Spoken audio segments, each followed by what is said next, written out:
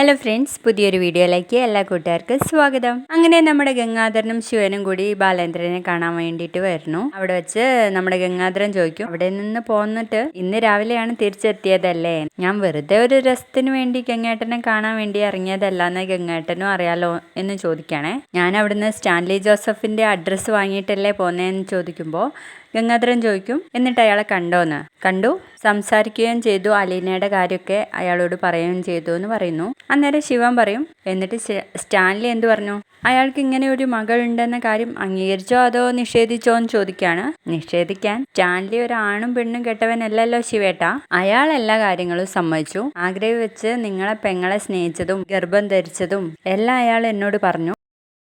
അയാളുടെ അമ്മയ്ക്ക് സുഖമില്ലാഞ്ഞിട്ട് നാട്ടിലേക്ക് പോയ തക്ക നോക്കി നിങ്ങളുടെ പെങ്ങളെ ബലമായി പിടിച്ചോണ്ട് വന്നതും അയാൾ എന്നോട് പറഞ്ഞു. അന്നേരം ഗംഗാധരൻ ചോദിക്കും, അയാള് അലീനയെ സ്വീകരിക്കാന്ന് സമ്മതിച്ചോന്ന്? അത് അയാൾ ആലോചിച്ച് പറഞ്ഞോട്ടെ. അയാൾക്ക് ഭാര്യയും കുഞ്ഞുങ്ങളും ബന്ധുക്കളൊക്കെ ഒരു തീരുമാനം എടുക്കുമ്പോൾ അത് നന്നായിട്ട് ആലോചിക്കണല്ലോ.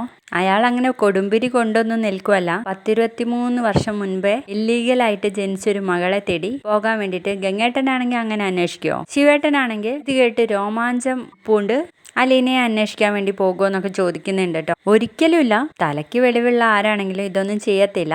അപ്പോൾ ഗംഗാധരൻ പറയും, എടുത്തു ചാടി തീരുമാനിക്കേണ്ട ഒരു കാര്യമല്ലല്ലോ ഇതെന്ന്. സ്റ്റാൻലി എല്ലാം ആലോചിച്ചിട്ട് അങ്ങ് പറയും. അതുവരെ കാത്തിരിക്കണം എന്ന് പറയാട്ടോ ബാലേന്ദ്രൻ. അന്നേരം നമ്മുടെ ശിവൻ ചോദിക്കും, അല്ല സ്റ്റാൻലി ഞങ്ങളെക്കുറിച്ച് എന്തെങ്കിലും തിരക്കിയോ എന്ന് ചോദിക്കും. എന്ത് തിരക്കാന്ന് ചോദിക്കുമ്പോൾ, അല്ല അവളെ ഞങ്ങൾ കൊണ്ടുവന്നതിന് ശേഷം ഒരുപാട് സ്റ്റാൻലി അവളെ തപ്പി ഇറങ്ങിയിരുന്നു.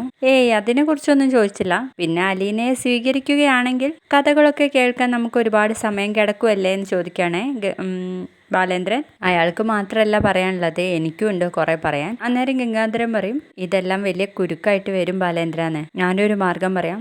അലീനയ്ക്ക് ഒരു വലിയ വീട് എടുത്തു കൊടുക്കാം. വേണ്ടത്ര ബാങ്ക് ബാലൻസ് ഇട്ട് കൊടുത്താൽ പോരെ? അപ്പോൾ നമ്മുടെ ബാലേന്ദ്രൻ ചിരിച്ചുകൊണ്ട് പറയും, ഇതൊന്നും അലീന കേൾക്കണ്ട കേട്ടോ. അവളെ നേരെ ചെന്നിട്ട് നിങ്ങൾ കൊടുക്കുന്ന ആ വീടൊക്കെ വിറ്റ് സ്നേഹനികേതനം തുടങ്ങിക്കളയാം.